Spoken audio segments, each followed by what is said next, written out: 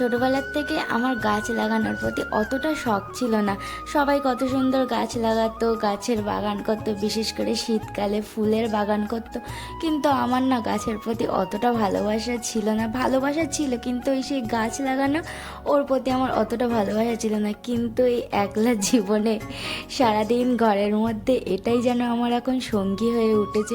আমি সারাক্ষণ এদের জল দেই, দু চোখ ভরে শুধু এদেরই দেখি। এদের বলতে মাসখানেক আগে আমি একটা ছোট মানি প্ল্যান্ট নিয়ে এসেছিলাম।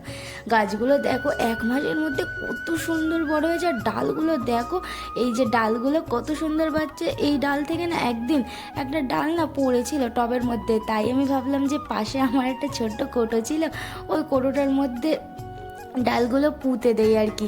আমি না অনেক দিন থেকে টবটা আনবো আনবো করেও না আমার আনা হচ্ছে না, জানো তো। গাছ বলতে আমার এই মানি প্ল্যান্ট আর একটা আছে তুলসী গাছ, ওই একটাই আমার এখন সর্বক্ষণের সঙ্গী।